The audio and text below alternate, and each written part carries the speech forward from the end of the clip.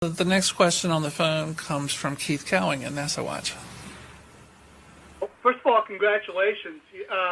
You've launched a rather unconventional payload into space, one that's generated a lot of buzz. And there's a lot of people, some of them citizen scientists, some of them they're just newbies when it comes to tracking things in space. They're going to try and track the Tesla and understand what's happening to it. You know, like that movie, Dude, Where's My Car? And other than the live webcam today, what is SpaceX going to do to interact with this community of Tesla trackers once the car leaves orbit? Do you have a plan, or are you just going to kind of wait and see what bubbles up on the internet and react to it? We don't have a plan. No plan. The battery is going to last about 12 hours from launch, roughly. And after that, it's just going to be out there in deep space for maybe millions or billions of years, who knows. Yeah, maybe discovered by some future alien race, thinking, what the heck, what were these guys doing? Did they worship this car? Why do they have a little car in the car? That'll really confuse them. I'm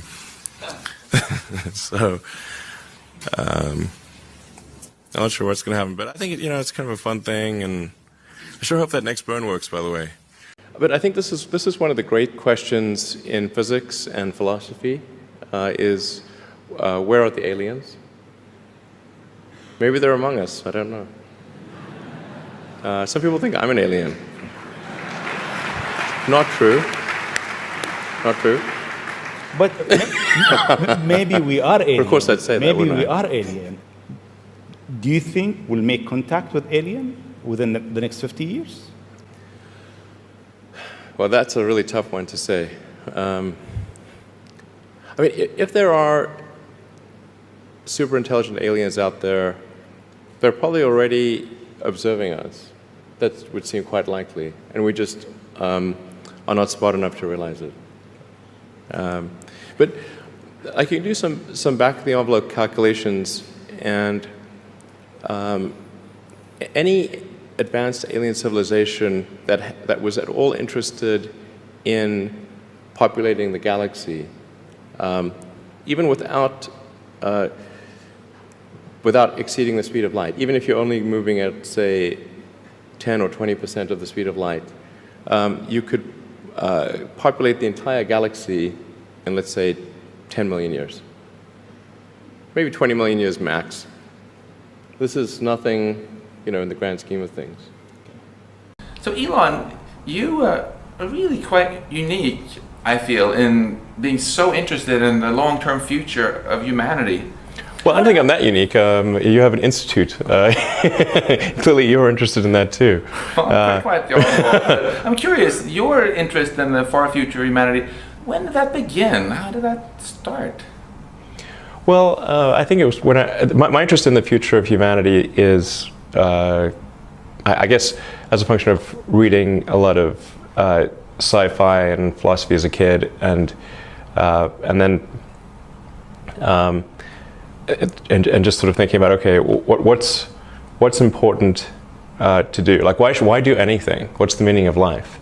And I came to the conclusion that what we really need to do is make sure that life continues into the future, and particularly conscious life. And in doing so, we'll be better able to understand the nature of the universe and achieve greater enlightenment. One thing I really admire about you is you don't just talk about the future of humanity, you actually start companies and do things about it. So what made you so audacious? Well, I don't really think of these things as all that audacious. They seem like natural things to do.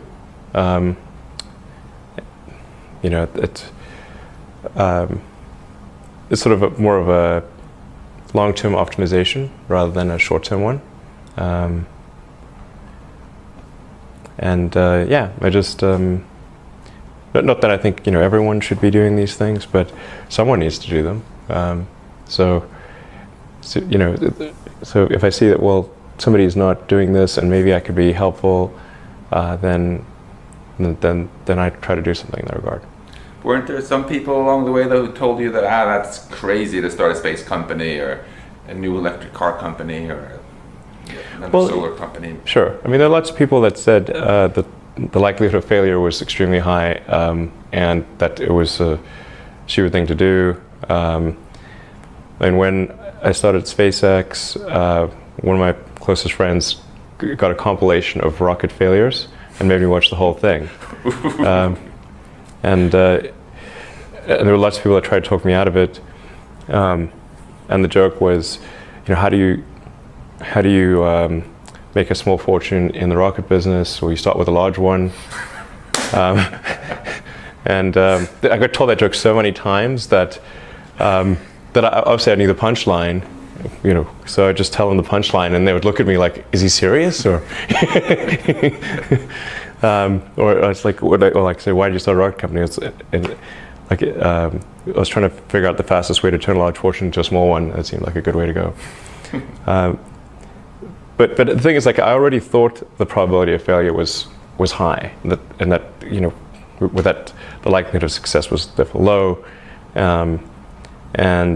so this was not new information. I thought maybe SpaceX had, I don't know, 10 or 20% chance of success, and Tesla probably similar.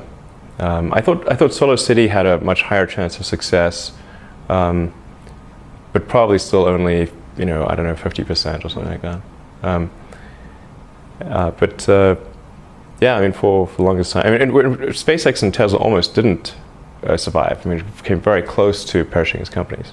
In 2008 and 2009, with the Great Recession, was an extremely close call. Looking ahead, what do you think are the technologies that are going to have the greatest impact on society? So I think there's probably five categories. Yeah. There's and I'm not even giving a particular order, but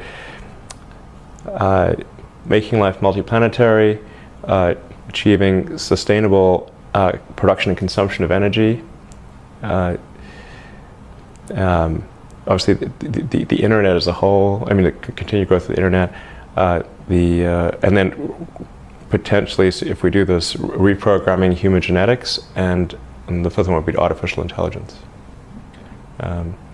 So, working on the kind of the first three, but not the last two. The last two I think have the greatest potential to be a double-edged sword.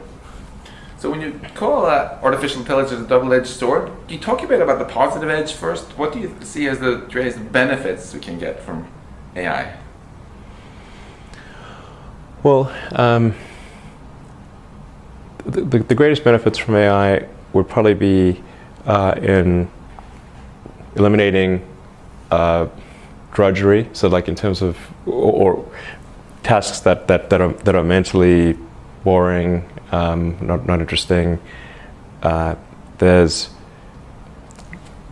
arguably breakthroughs in areas that are currently beyond human intelligence, or at least for now beyond human intelligence. I think we could probably solve them in the long term, such as the classic sort of curing cancer and